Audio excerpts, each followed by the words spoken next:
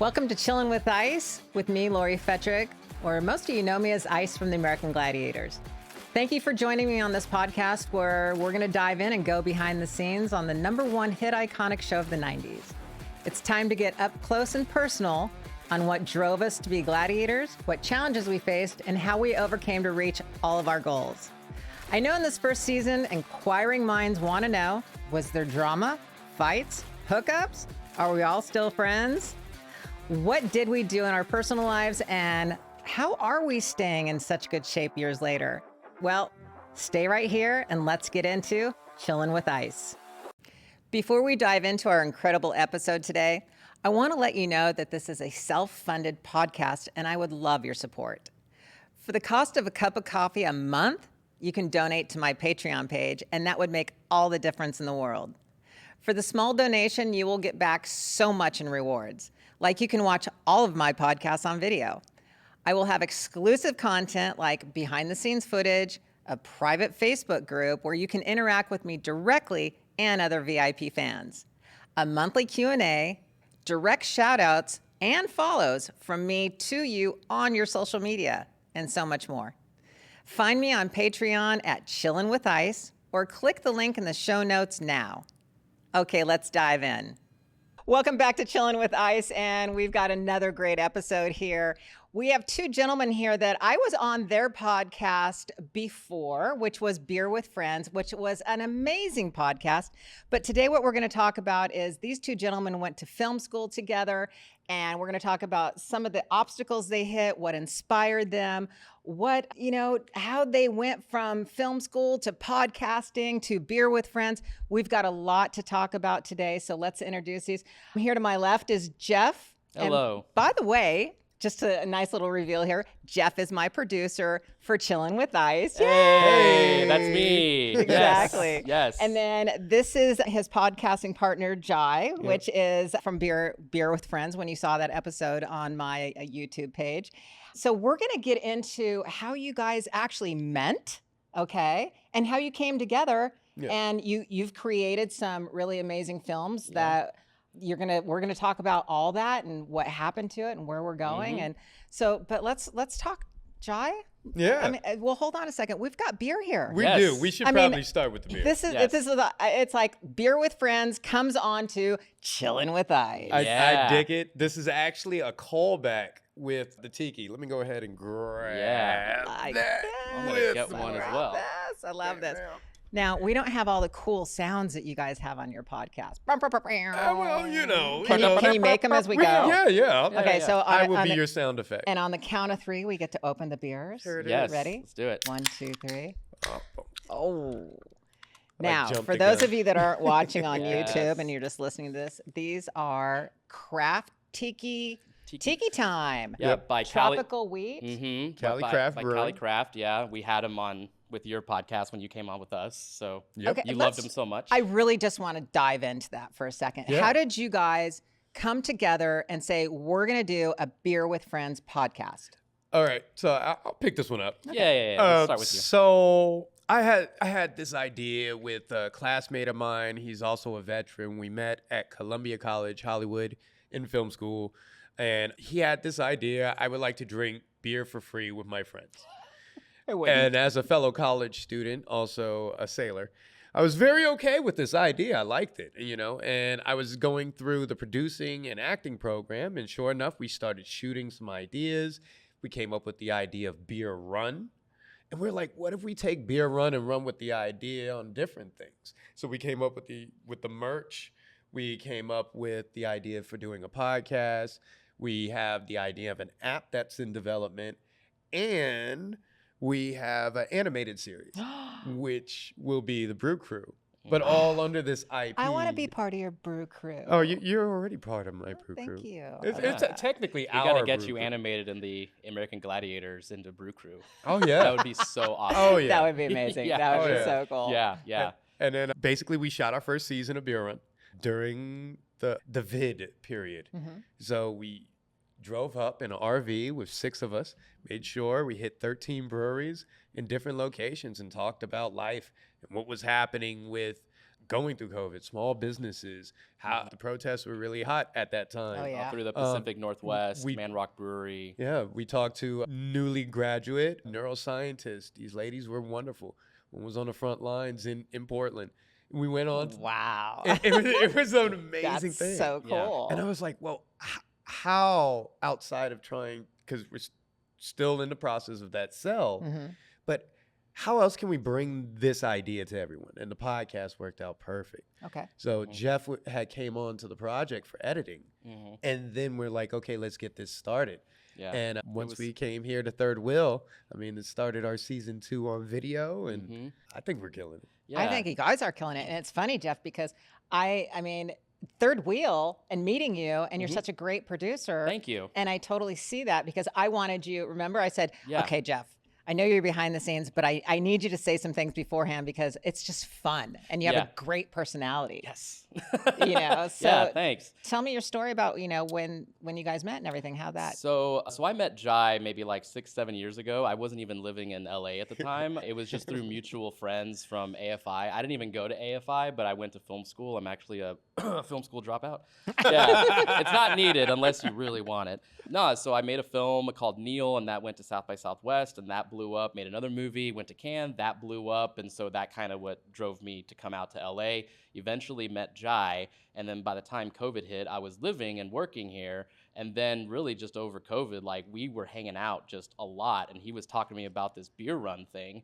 And as they were about to leave, it was like, you guys need some help? And he's like, well, I may need some help for editing because it's COVID. Like there's really not a whole lot like going on. You're like, can I carry your beer somewhere? $50 a day. Yeah, right. Exactly. I just want to be part of it. Yeah, I just wanted to travel too, but that's coming up. But I didn't go on the trip itself. But after I working with some people, the drive finally came to me, and then I edited 7 episodes. We got 6 down. Six down. Yeah, it was Los Angeles, Eugene, Oregon, Portland, Seattle, and yeah. Poulsbo, Washington. Yeah. And then whenever COVID started like coming, kind of going away a little bit, we're just brainstorming over a beer as we do. Like, hey, how do we keep this going? And so it's like, you know what? And Like I've always been surprised you. Yeah, I've always been interested in podcasting. I know everyone does it and all this other stuff, but let's just try to figure this out.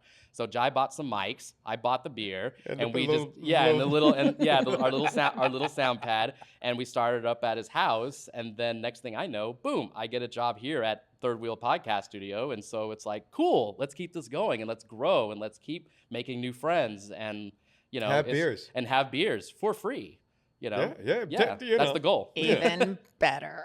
So it's like sticking with the theme, but obviously letting it grow because it's organic. Yes. That was our whole focus on craft beer. Mhm. It is small business and everything. That was going to be my question. Why? Because you guys only do craft beers. That is actually the base. Okay. Nothing more at home than saying I want to do a business. So if I came to you and said, I want to do a podcast about, let's say, I don't know, Bud Light, you'd say absolutely no because it's got to be craft beer. It's not even that no to Bud Light because Bud Light does try, but how many one Bud Light recipes are there? Yeah. There's one. Yeah. Well, That's remember, why- Bud Light that's is owned by Anheuser-Busch, who also owns like Golden that- Road. that's which all is a craft. InBev. Right. Yeah, exactly. So like Yeah. there are craft breweries that are owned by big companies where Mhm. you could get them on the airplanes or anywhere around.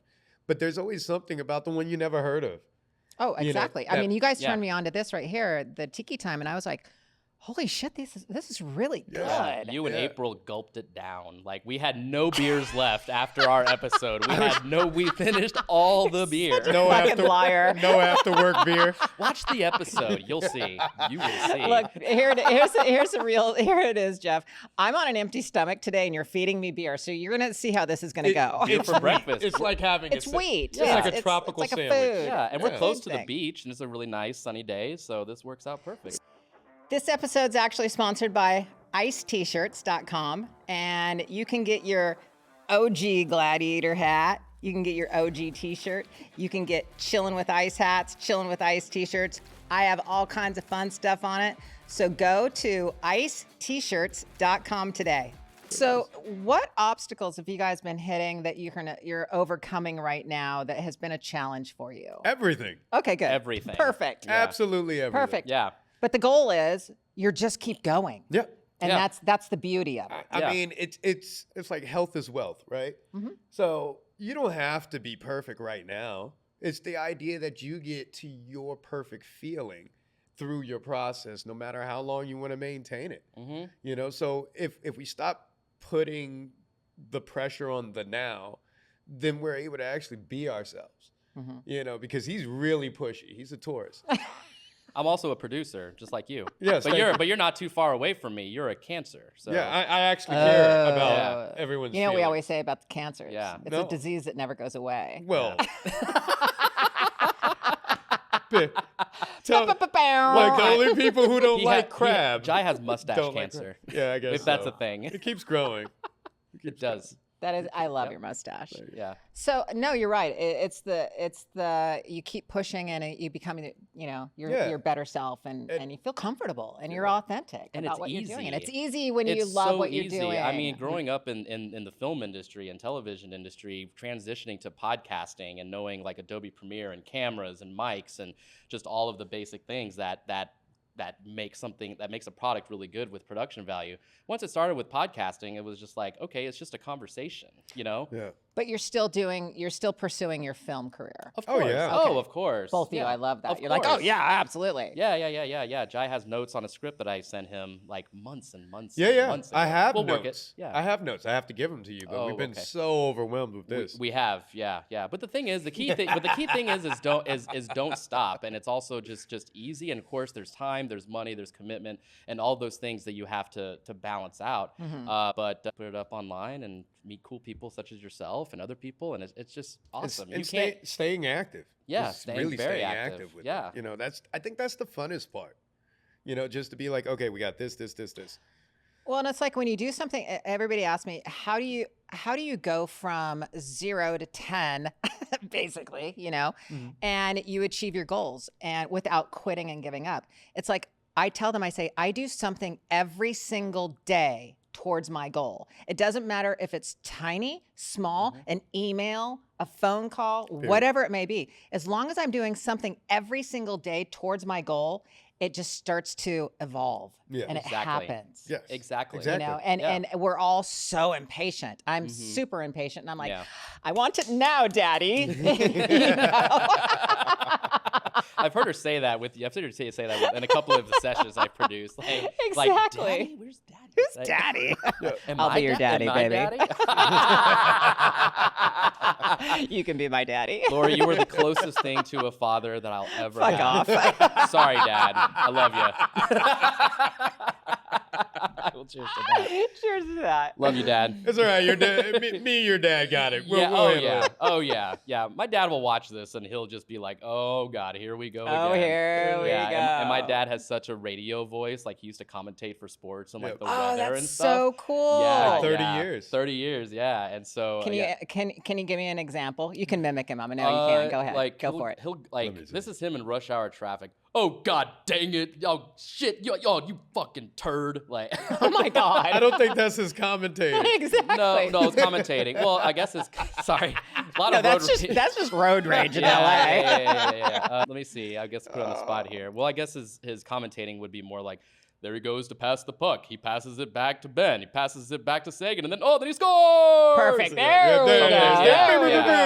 There we go. I love that. And he came on to episode 3 because he came out, and so we surprised him with the podcast. He had never met Jai before, and he told us a story of how he back with like an our age or maybe younger, he traveled from Texas to Colorado to get Coors because Coors was not available anywhere else. And it's kind of like that with weed right now. You can't get, you can only get weed in Colorado legally from Texas. And so it's just like... I was like, wait a minute, we're in California and it's... No, we're in California. Whoa. We're in California. But no, he just got into a car with a bunch of his friends and they filled up the entire trunk with Coors Light. Yeah. Coors, yeah. Oh, and they went back and funny. they came home to sell it. Oh my God, That's crazy. like, like the 80s bootlegging? Something like that, Something like that, Yeah. exactly. Pre-internet, yeah. Yeah, that's fun. So, Jai, we're going to kind of get into your background a little bit, both of you. Okay. All right. I know a little bit about you, and it's fascinating to me. Thank you. Yes, on the last podcast. Basically, let me move this a little bit. Yeah. You were raised by two Mm. lesbian mothers that were in the military, Yeah. right? A hardcore military. I mean, like they were up there. Yeah. Tell me, do you have issues right now because of that? I think I'm just gonna throw it out there. I think we all have issues. Just all of us. Different Mine spectrum. You know, are a I'm little joking. different. I'm No, no, joking no. about that. I'm joking about that. But no, we were talking about Lori that. wants to But be no, your seriously. father. Shut up. No, it's okay. I could always use another one. We were talking about that in the podcast beforehand, and Yeah. we didn't really. We just touched on it. But Yeah. tell me a little bit about your background, so my listeners know. So basically, all my family's military.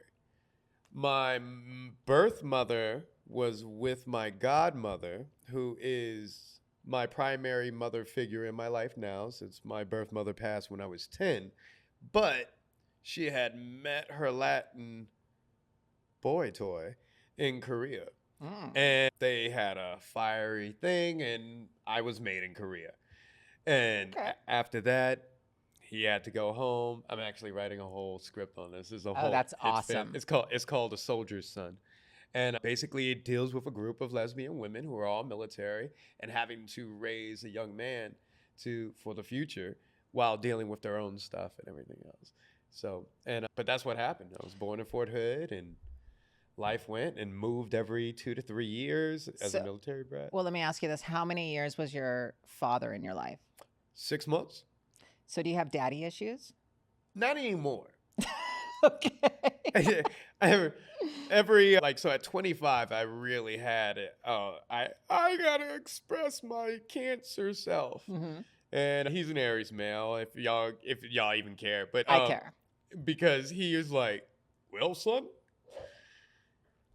I was a different man then. Mhm. I'm like, well, that doesn't really justify anything. But like, we were able to work it out. So now we have a relationship, more so not because of me, but because of my son, who is now 16. Oh, wow. Yeah. And so he's like, can you tell them back in Texas to let me talk to him? Like, no. Oh, wow. No, you have Okay. to talk to the matriarchs of the family. They're Yeah. the ones that are present. They're the ones that are there. I'm doing my best to try to chase a dream and support. Mhm. I'm like, so you have no grounds within our time of relationship to ask. I'm like, you could do it, but I'm going to tell you the same thing. Right. No. Okay. But good luck.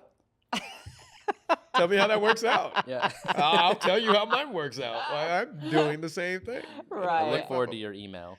Right. But it was different, and it was hard having a single mother Mhm. for a long time. And I got in a lot of trouble. Not because I was like, oh yeah, we'll get into trouble. Right. Like obviously Oh, my yeah, I get it. aggressive mustache. Yeah. But like, I was just a very adventurous, driven, creative child. And the systems that be in the early 90s into the early 2000s were really supportive of that. They You were. know, so at 13, yes, I went joyriding in my boxers. And I don't even want to talk about the BB gun incident.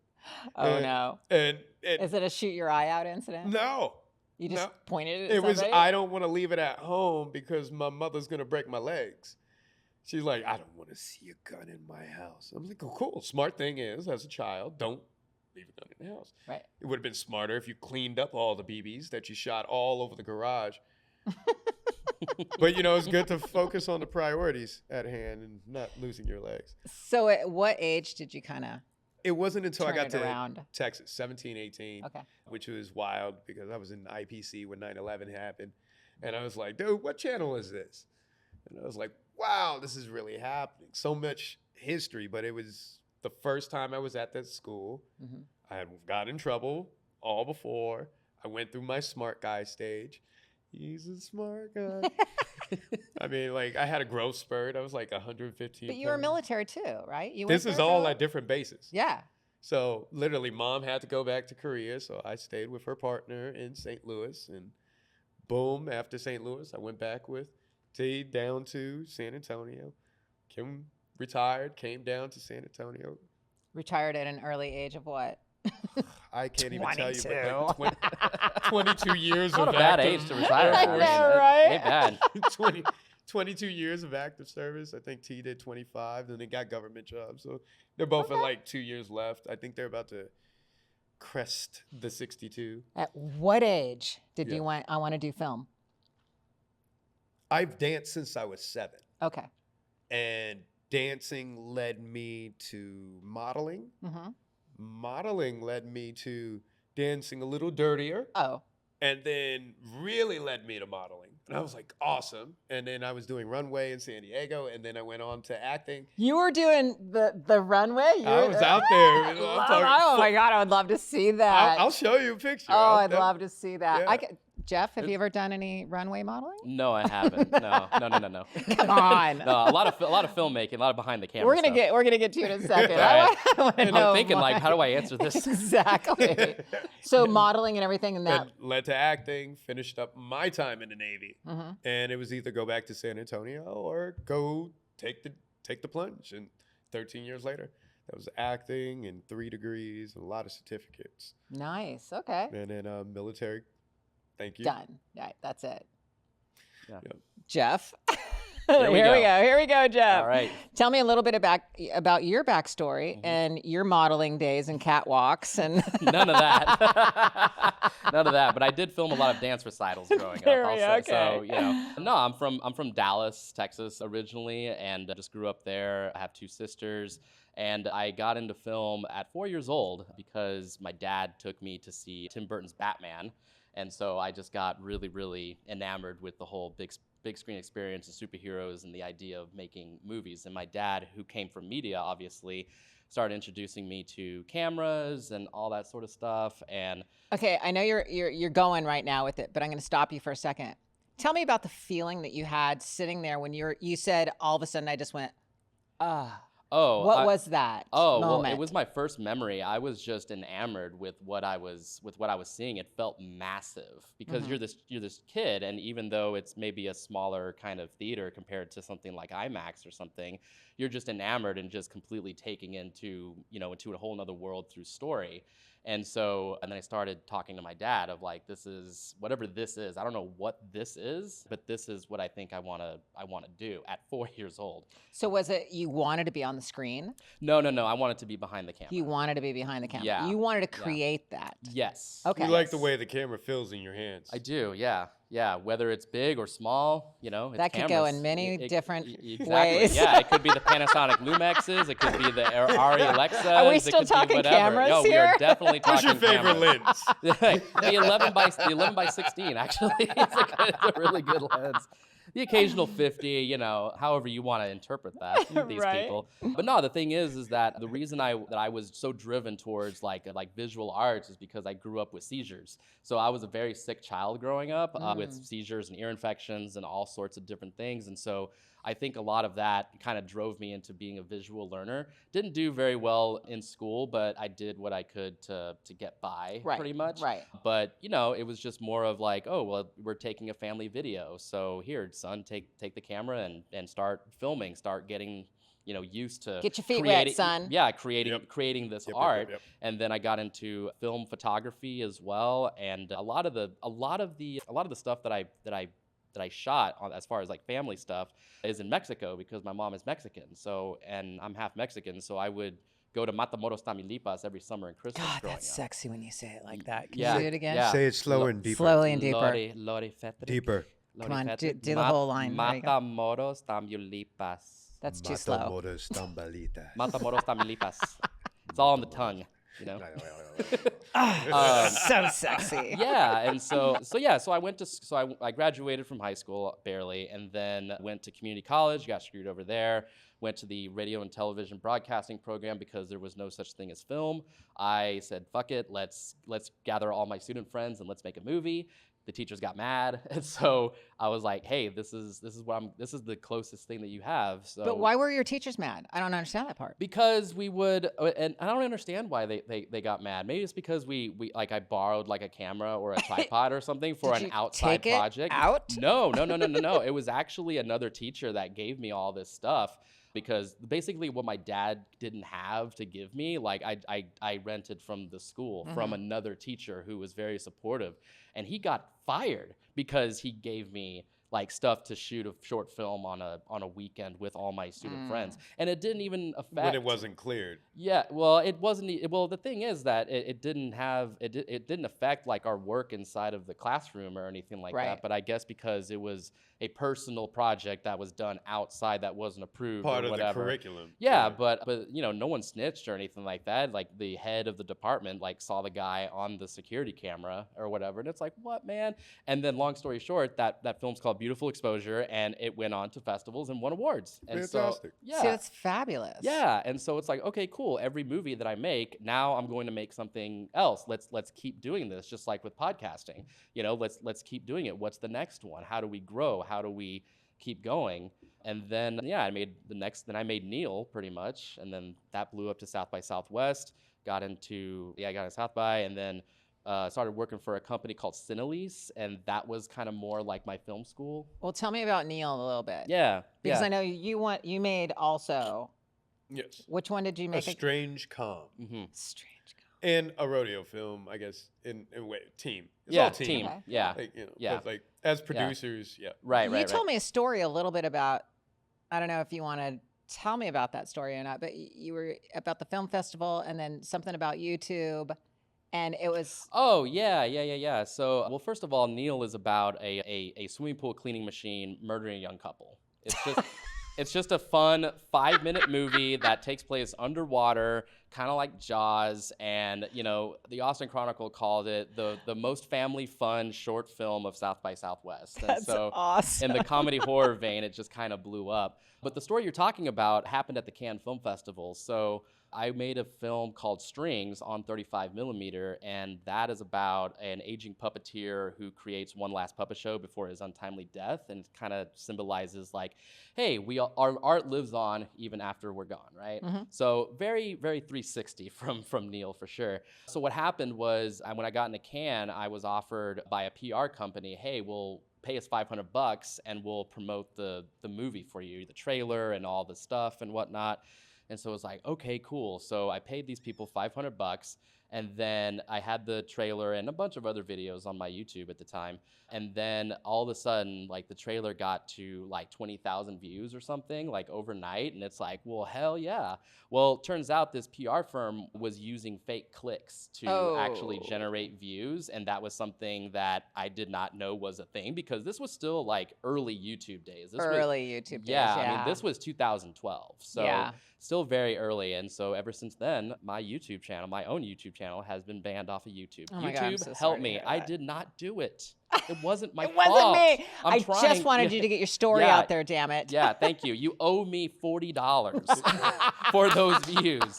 And you can keep it if you can just help me out here. So both of you, Yeah. though, are all about the storytelling, the film industry. I mean, what are your goals? Tell me what you want to do with this. Where are Oh, you going? man. So I've done everything in life. Not yet, baby. No, but I even from like early ages, I started my own company shoveling snow in Colorado, and then once the season shifted, we had the lawnmowers. So then I made a whole deal with the Home Depot to go ahead and borrow their stuff, so I could go ahead and use it, even though I was too young to rent it.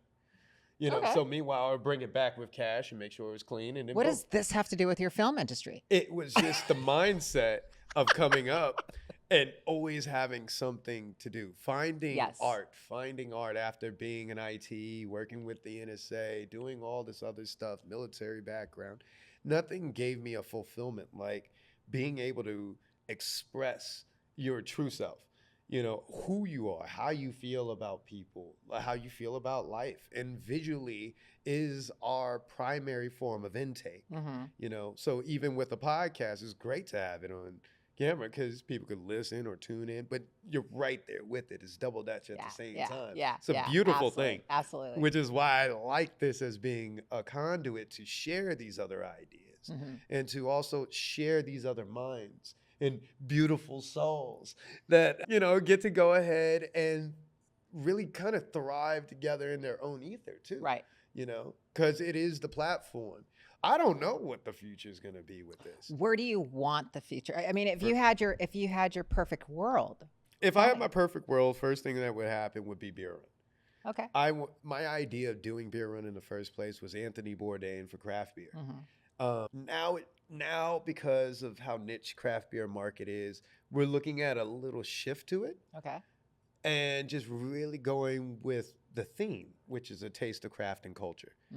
I would like to take that and Anthony Bourdain, a taste of craft and culture in travel, in food, in beer, in the idea of wrestling or any type of physical activity. So have you guys thought of like literally like television show? Oh yeah. Oh yeah, mean, that's what Beer Run is. That's Yeah. what we've been pitching. The Yeah, whole that's first what Beer season. Run is. Yeah. Think about this. I mean, Absolutely. there are so many avenues now today. It's not just, the normal channels that we have, but the streaming platforms are, it's endless. Yep. Yeah, I mean, I don't know if Jai wants to comment on this, but at this point, because of the content of Beer Run season 1, which took place over COVID, like at this point, like maybe just put it up on YouTube. It's already kind of edited and done, maybe some tweaks here and there or whatever. But there are 6 episodes completely like finished, sound design, color corrected, all of that stuff. So Beer with Friends is like, the spawn of Beer Run to keep the IP going. But I've been enjoying the podcasting and to build on top of it. Yeah, constantly. Because like it's endless. Yeah, it truly is. It's just what's the core point? Yeah, exactly. And it's making that. the rounds, in the distribution avenue and all that good stuff. So with Jai there, so yeah. Go ahead. we were talking about the idea of sponsorships, right? Yeah. So there's obviously lots of opportunities with beer. Oh yeah. But we're also talking about potential merch opportunities. We could talk about I was just gonna say, why are you looking down at your tennis shoes? Well, because I want some Beer Run shoes. I want my Beer Run shoes. Okay. I want my Beer Run shoes. Bam. And I would like to go do a beer run. Yeah. And there's plenty of these outlets that deal with the community and, that community involvement that can work directly through their local breweries, where you can have stop spots where you go ahead and you drink some water. You get what I'm saying? I totally get what you guys are saying. And it's like, it's really refreshing. You guys are still like, I mean, the ideas are spinning and you're just like, always. Okay, we can do this and we can do that. And it's just like making it happen. Yep. And it's so cool and refreshing to hear something like that because of the fact that so many people, like, they have an idea and all of a sudden they'll think about it. They keep thinking about it and they overthink it and it just never actually happens. Yep. Mm-hmm. Yeah. So and people are scared too because they don't know like how to navigate it or anything like that. Yeah. But none of us know how to navigate anything, I feel like, in this digital world. But like you said earlier, as long as you put something every single day towards your goals, of leaving your 9 to 5 and all that good stuff, then you'll get there eventually. Eventually you will. Yeah, and it's just a matter of having the patience. Oh, absolutely. Since we started Beer Run, it's been 8 years. Since we started Beer with Friends, it's been 2 years. 2. Yeah. Okay. Maybe a year and a half, 2 years. Yeah. I mean, in my mind, and I think it was going to go that way, coming from AFI, and like it's the cream of the crop, and then bam, straight into COVID. I was like, wow, I have no idea what we're going to do next, and then even now, we have the strikes going on. It's always something. There's always something. So you can't let the world stop you from finding your joy and sharing it. Correct. And if 100%. if it's 100%. if it's creative, find those people that also support that give the same energy. It shouldn't be a drain that you want to share your beauty. Yeah. Right, exactly. Period. I mean, once it becomes like that job and you just stop enjoying it, that's the time to pivot and move somewhere else. Yep. Exactly.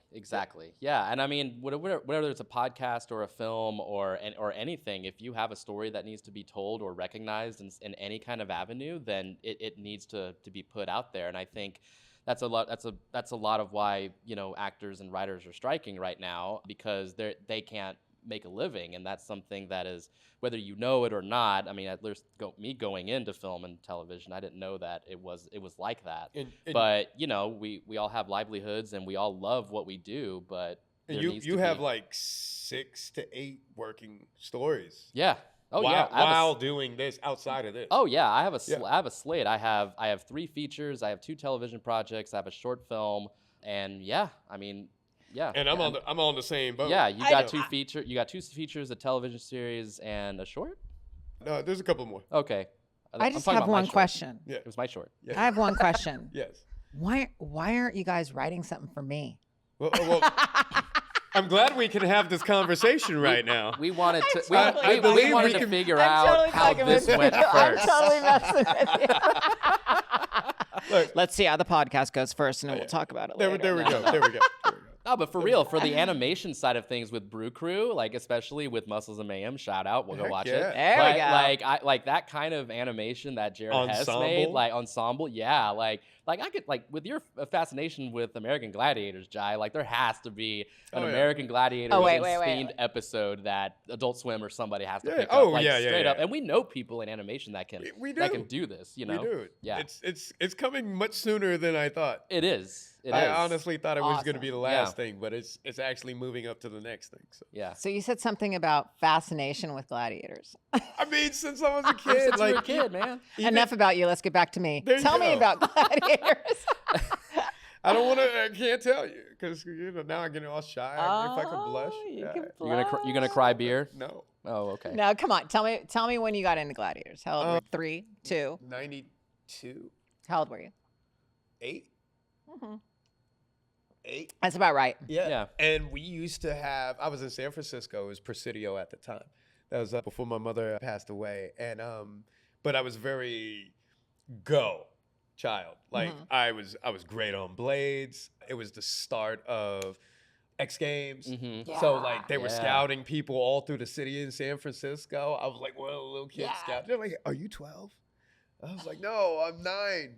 But I could be 12 if I you could want be me. 12 if you Yeah, want me because you were in to. San Fran at this point, not Texas just yet. But Yeah, I was killing it out there. I'm talking about building full forts in trees and jumping off of two-story roofs with blankets to try to make sure we need more blankets. We were stapling them together. More blankets. And then putting pads. Like we were really we played crash dummies on our bikes, just ride into each other, see what happened. Oh yeah. You know, and so like I was just so inspired in the adventures that I was like really embodying them.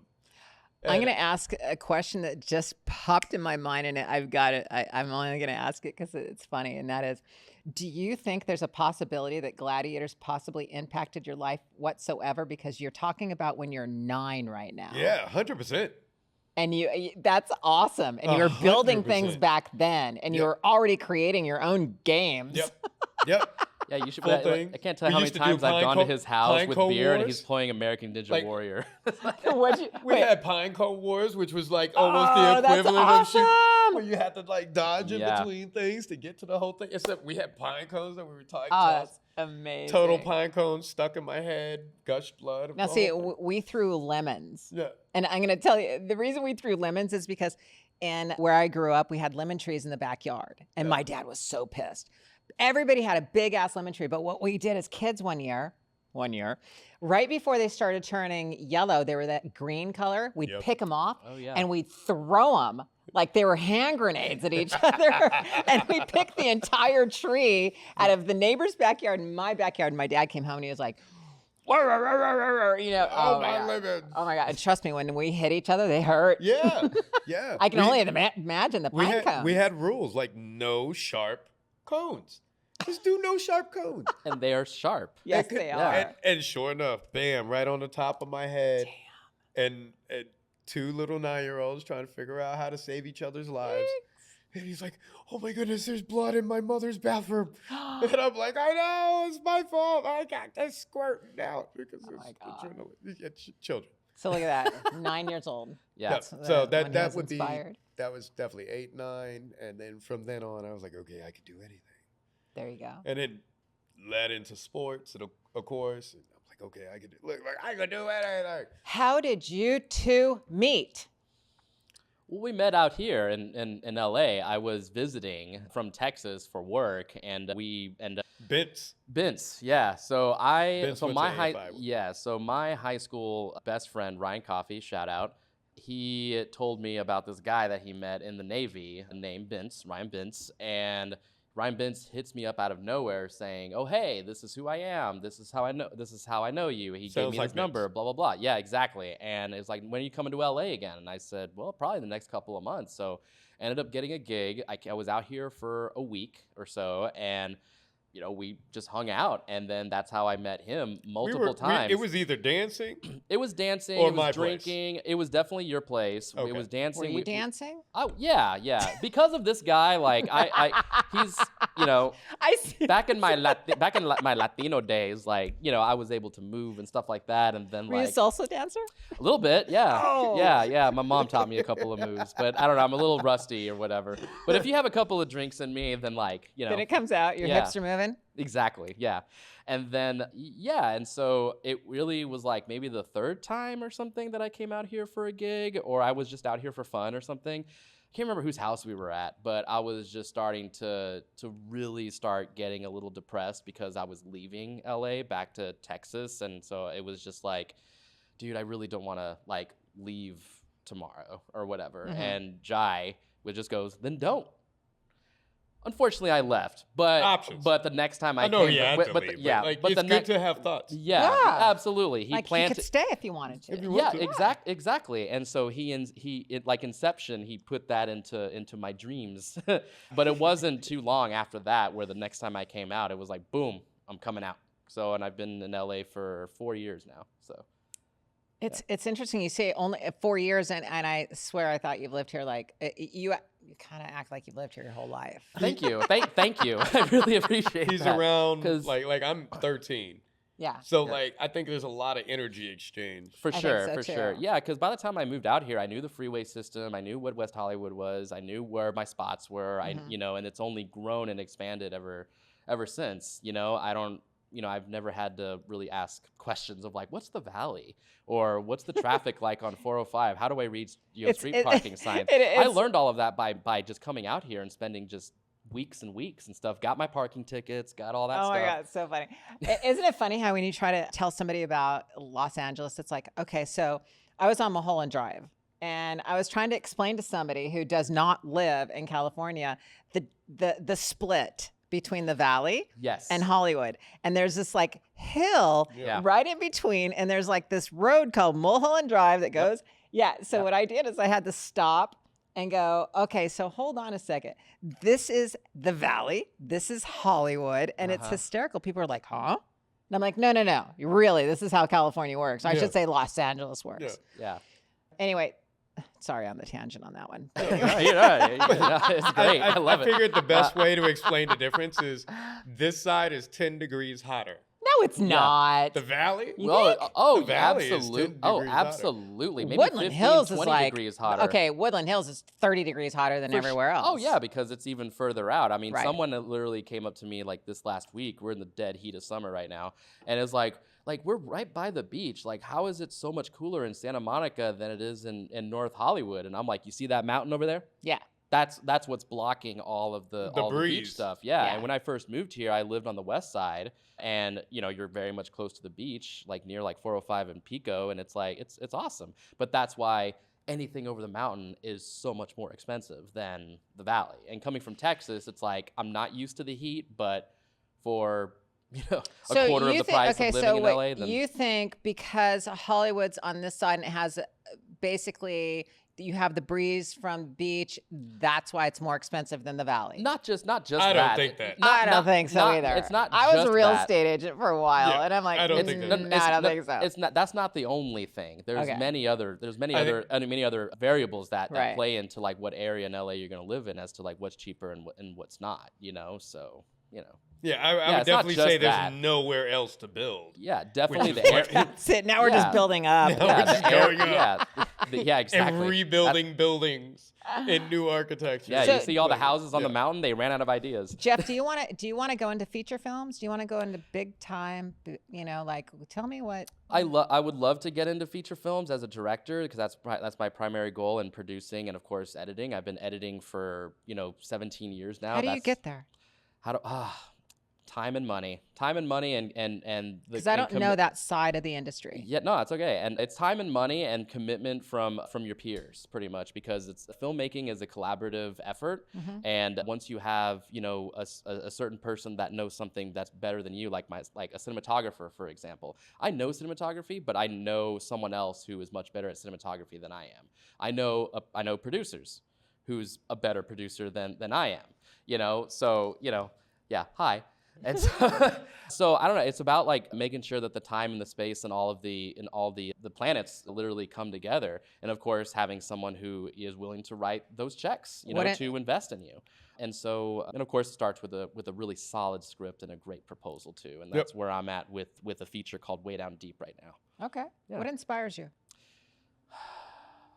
I love asking that Aliens. question because I hate people asking me that question. So now I get to ask it. There's a lot of things that inspire me. I mean, a lot of the things that something that I do in my spare time is I listen to music, like a lot of like very ambient music that don't require any lyrics. I love lyrics, that especially with lyrics that have something to say, like Led Zeppelin or something that's cool as old as that. But a lot of where I get a lot of my creativity from, it comes from a music genre called post-rock. And I love this band called Explosions in the Sky, who's from Austin, Texas. And you've heard them on commercials, movies, that sort of thing. I'm seeing them in September back in Dallas. It's going to be great. But I also love Nine Inch Nails. I love Trent Reznor, and I love this spectrum that he's in, where he goes from film scores to, very industrial kind of heavy metal music. So a lot of like that really artistic spectrum is something that really inspires me a lot. And it just opens my mind to more things. It's almost like taking a shroom trip without taking a shroom trip.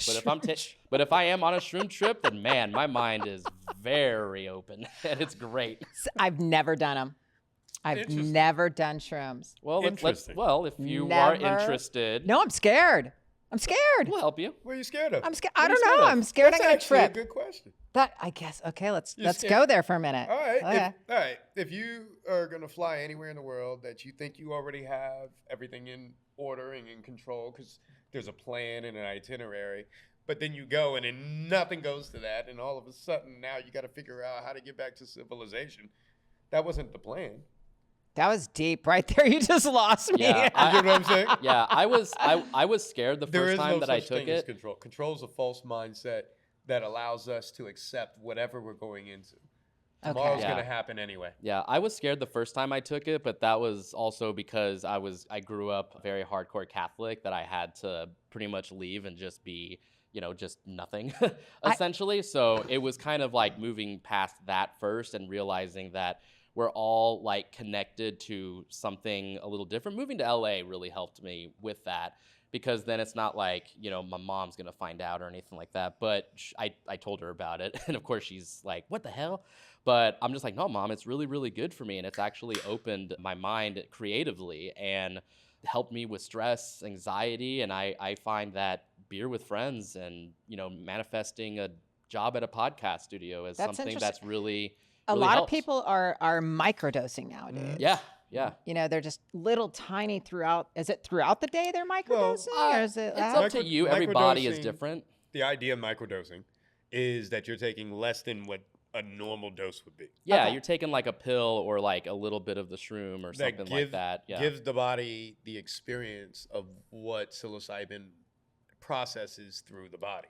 Yeah. Now, when that happens, how everyone responds is very different. Yeah, exactly. Also, I guess that's what I'm afraid of. Yeah. But like, you never know until you jump never off, know. until you tackle somebody. Yeah. Yeah. I mean, if anything, start small, start microdosing, and you'll just feel like just very uplifted and maybe very giggly, but not to a point to where it's like, oh my God, I'm tripping out or anything like that. That's those are the horror stories I've heard. Like, No. like if you want to microdose for the first time, go to a concert. Like a really, like a, See, well, it's a microdose. okay. See, I would It's say just a microdose. go golfing. Go golfing. Go golfing. Yeah. Microdosing? Yeah, just Do something active. Oh my God. go to the Do range. something active. Okay, Go so to the range. Something gets your body moving. You feel the breeze. You feel Interesting. The wind, you feel the Yeah. energy. You So see do you guys actually once in a while microdose just to get the creative juices flowing? if necessary. If necessary. For For the last like 5 years, every New Year's Day, I'll do a full-on trip. Just to for the last 5 years, I've done that. Yeah. For me, When you say full on trip, hold on, Jai. Yeah. When you say full on trip, tell me what that means. I'm probably taking like maybe 40 grams. Oh my or God. so. Okay, so Yeah. I'm that's very taking it sensitive. all at once. I'm very sensitive. I'm very sensitive to sensitive, too. whatever happens to my body. I love shroomies for the experience. I have had bad trips. I've had great trips. Most of it deals with what else are you doing in your life. See, that's what I've heard. Yes, That's what I've heard. So That too. the best, You've got to be somewhere good in your Yes. mindset. Yeah, you. yeah. Don't do it Not whenever for everyone like you else. broke up with somebody, or like make sure you're in a good place in life before you do it. The Yeah. reason a concert doesn't work for me is because there's other people that I was just going to say, that I feel those the people energy around you. Yeah. in a contained, even if it's outdoor festival. For me, that's not my best place. My best place is hiking, golfing, bike riding off a road. Mhm. Chilling at the beach, Yeah, feeling and the my- sand in your toes. I Yeah. can imagine. And remember, you my trip experience- out on that. Yeah. That's where I'm at. And remember, my experience was I took the full-on trip first before I even started microdosing. So Oh, maybe then going to a yeah. concert at a microdosing is a little You're different like, for me. Baby shit. You know, but the reason I have to take 40 grams for a full-on trip is because I'm actually allergic to mushrooms. So whenever I take them, like I actually I get sick. Oh, you know? interesting. Yeah, I actually get sick for the first like couple of hours, but I have to keep taking them so that by the time they fully digest. Oh my God. Well, and I that sounds start- fun. Yeah, right. But that's I'd just never me. take a cat and rub it in my face until I can Right? no longer feel You've my never face. done that? No, I try not to. Didn't I see you do that the other day? Not a cat. Not a cat? Oh, a dog. Right, Just right, a right, dog. right. Perfectly. But no, okay. but no, that's just me though. Not everybody is allergic to mushrooms. What I recommend is take the mushrooms, grind them up like a weed grinder or something, and just put it in a peanut butter and jelly sandwich and start there. That's that. And if I had a recommendation, I would say tie it in a little string pack, use it as a tea bag, and go ahead and have That some works too. tea. So Yeah. you can add whatever flavors Yes. to help you feel most. Not only the accent of what you're smelling. So jasmine anise is an amazing thing. I've to never open done up. that, but yeah. I want to do it that way because maybe that'll save me some money and save me some shrooms because I don't want to waste any Options. shrooms. Like man. and that, You know? that would be a 3 gram So thing. chilling for with the ice tea. is now talking gonna about talk more after the microdosing pod. with shrooms. Welcome to shrooming with ice. Shrimming with ice. I mean, come on. I just kind of came out with a small little cannabis talk Yeah, lately, yeah. but Nice. I'm just a supporter here. yeah, sure you are. Oh that's my funny. goodness. Yeah. That's awesome. Yeah, Yeah, we need to play but- golf together. By the Yeah, way. and you need to come to a game. I know. There's only 2 weeks left. We're gonna make it happen. Okay, Yeah. let's do it. Yeah, I'm let's do all it. about it. Yeah. Cool. Who's coming up? I don't know. All I've right. got 2 beers in, so here we go. Well, cheers. Yeah, Cheers, we're running cheers. out of time, so Cheers. we'll chug these. Cheers. Oh, we're chugging now. Oh, yeah. Fuck. Hey, Chug a load, chug a nah, load. You guys are awesome. You're inspiring. You're You out are there. awesome. You're grinding. I mean seriously, you're in the hustle. Yeah, And it's part of it. It's so cool because there are so many of us out there like this right now. I mean, Jai, you and I were talking about the hustle before we even started. 100%. Yeah. You know, and it is you. I'm laughing because of the fact that we were talking beforehand about his experience in Las Vegas and my experience with the hustle and money and everything else. And I said, you know, everything looks awesome. And then you look at your bank account and you're like, what the fuck? Cheers. Cheers. Cheers to that. Yeah. You know? Yes, sir. And people wonder why I have a Patreon. Right. I just need a little support. Of course. But anyway. Yeah, no, it's a real thing. It is, and you know what? God, we're not the only ones out there. Yeah, I no. mean, we're in Hollywood, we're in LA, we are hustling our asses off, but we're hustling for something that we believe in. Yes. 100%. We hustle for the Absolutely. dream. Absolutely. You know. He's, Yeah, absolutely. he's like, yes. We have another producer over there. That's what LA is all about. And it you know, is. It's finding the dream and hustling for it Yes. and never, ever quitting and giving yeah, up. absolutely. And you Like, have to keep going. You can't ever stop, and you can't come out to LA, be scared of moving to LA, and then keep being scared to live in LA and not go out and hustle and grind and You can't do both. make friends and all that. You know, it's I got. Go on, you're, please. You're gonna love this one. So, you have to be full-hearted. Yes. You have to be full passion. Yes. You have to be full driven. And that is a lot of reps, Yeah. you know? So, and to do it Oh my God, it is like working out, isn't it? to do it every single day is really an experience and a challenge to yourself. So, like, if I were to, any recommendation for those who are also grinding, well, Yeah. it's not anyone, you got this. You got this. Just try to keep it for you, because it's meant for you. If it was supposed to be right now, it will be right now. Mm-hmm. But trust me, as long as you keep building, it's going to be there. Yes, believe in yourself. Period. Believe in yourself. Believe in the grind. Believe in the work grind. Believe in your work. works. Believe in yourself. Believe in the people, your peers around you. Yeah. Believe in that hustle. going. I mean, and it is, and it's nice to have. It's nice to have the cheerleaders around you. It Of course. helps, But- man. and Oh, you the need support to find system them. is So necessary. needed. Yeah, Need the to find support So system needed. out here is very much needed. And it can't You just be know. one or two people. Like you need to expand and grow your network as well. Yeah. I mean, and as much as you possibly can. The coolest thing that I've experienced so far in LA was at AFI when Denzel was speaking to the student body. I was in a row front, and I'm like, What's he gonna say? He's talking to me. He's I'm talking to like- me. the doors love aren't this open story. yet. The doors aren't even open yet. I snuck in. I'm sitting in front row. Yeah. I'm like, okay, who has a question? I was like, I got a question. I got Me. I got Look big at- hands.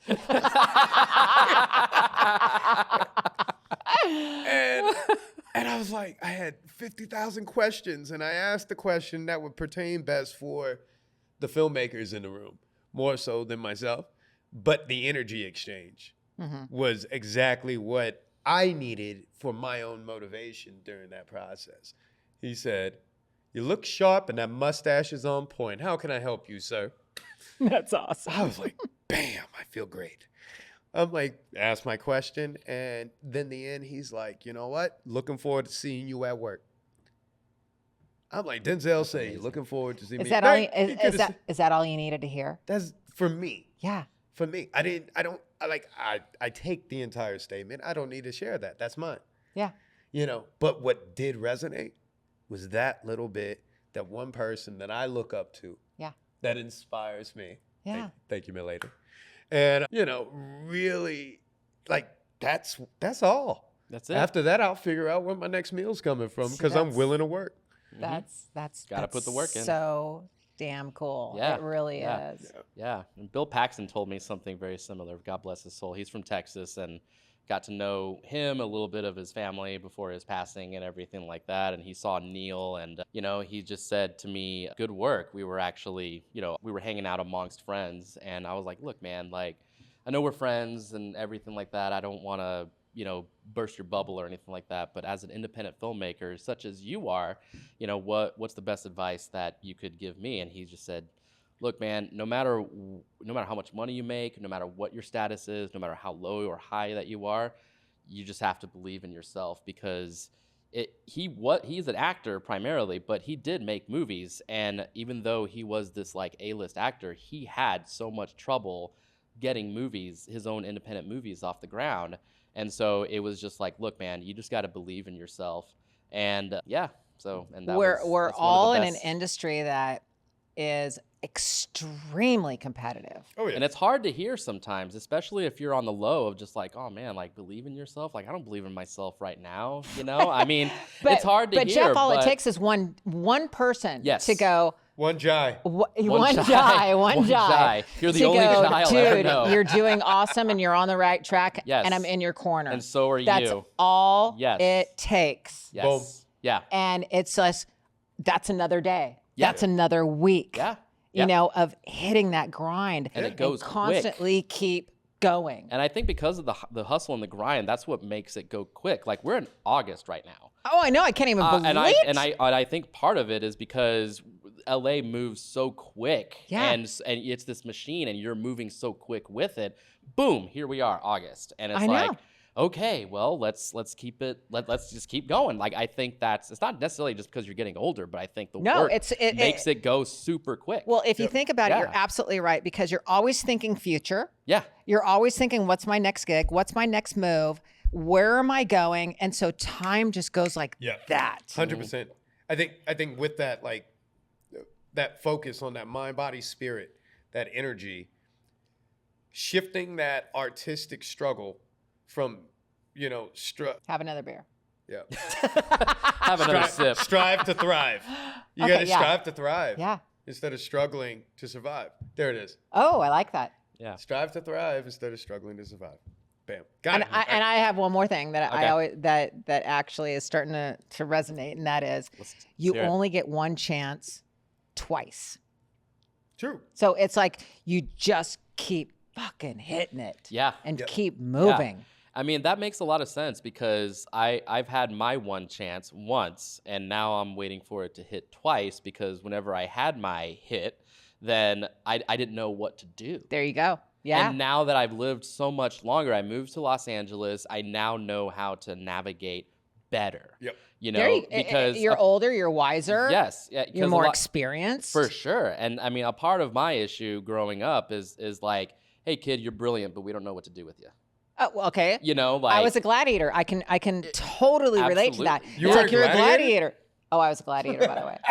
Fucker. Which one? An Australian gladiator? Fuck you all. A Russian one?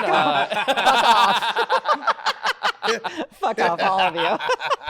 America, baby. It's like, are you an actor? Are you an athlete? We don't know what the fuck to do with you. Yeah. You know, and Yeah. so therefore at that point in time, it's like they didn't know what to do with me, so they didn't do anything with me. Yeah. Yeah. You know, and it's like I have to create my own destiny. Yes. And that's what a lot of people don't understand. Yeah. It's like I have to create it because nobody else is going to create it for you. Yes. Period. And And I it's constantly evolving, constantly. constantly. which And means I- you constantly have to adjust to the evolution of yourself Yeah. and yourself moving through. Yeah, and as far as the obstacles in going through that, I mean, while it may Voice got deeper. suck for a while, but you know what? After getting older, getting a little wiser, you know Mm-hmm. what? It's kind of a good problem to have because now you can create your own future and however that you want it to be, and not anyone else Yeah. controlling it for you. I you could know? never work a 9-to-5 job. Neither could I. I mean, okay, did so it. here's I did. here's what I we did. I all can't do here's it. what we all missed. I mean, I miss it. It's like I have friends that make bank, but yet they're doing a 9-to-5 job. That's Right. it. Okay, Right. that's it. They're that is owned by their company. Yep. I don't have that 9-to-5 job. I'm creating my own destiny. My bank account, It's creating its own as well. my bank account, it reflects whatever I'm doing. Yeah, I totally But I'm know. not working for anyone. Right.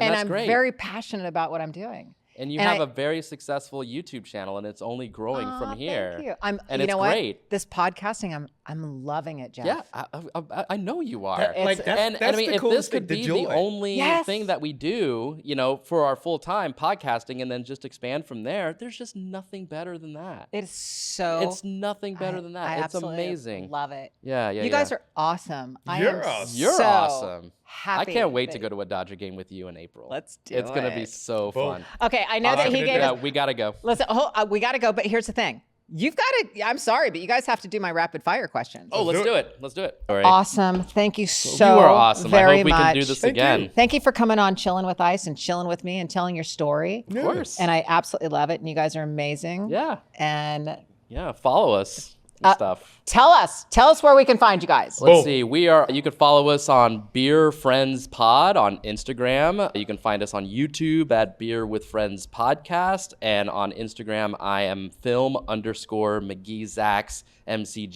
McGeeZax. Jai. Dope sauce. Yeah. Well, so everything he said, I'm also united with.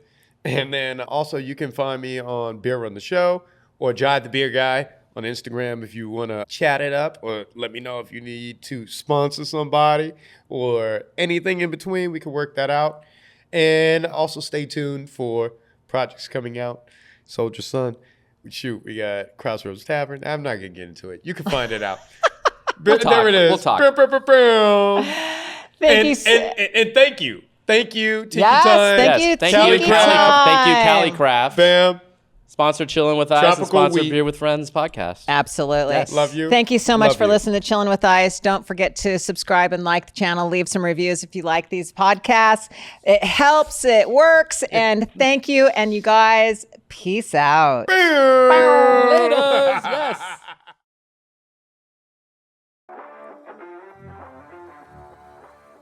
Thank you so much for listening to Chillin' with Ice.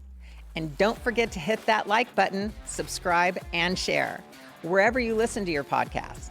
Remember to follow us on Patreon and YouTube at Chillin' with Ice. And on Instagram and TikTok, you can follow me at lori.ice.fetrick. I look forward to chilling with you next time here on Chillin' with Ice.